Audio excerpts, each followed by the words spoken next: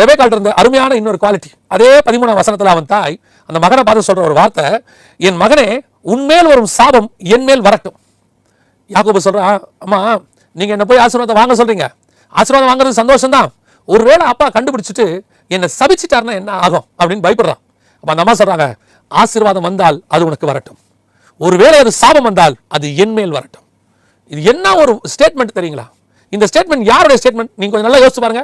இந்த ஸ்டேட்மெண்ட்டை இதுக்கு முன்னாடி இதுக்கு பின்னாடி யாருமே சொல்ல, ஒரே ஒருத்தர் தான் சொன்னாரு, நம்முடைய ஆண்டவராகிய இயேசு கிறிஸ்து. அவர் தான் சொன்னாரு, அவர் தாமே நம்முடைய பாவங்களை சுமந்து நம்முடைய சாபங்களை அவர் ஏற்றுக்கொண்டார். அவர் ஒருத்தர் தான் அதை செஞ்சவர். அவர் செஞ்சதை அந்த அம்மா செய்யறதுக்கு ரெடியா இருந்தாங்க தன் பையனுக்காக. அவர் உலகத்தினுடைய மொத்த பாவத்தை ஏற்றுக்கொண்டார். ஆனா அந்த அம்மா தன் பையனுடைய சாபத்தை ஏற்றுக்கொள்வதற்கு தயாராக இருந்தாங்க.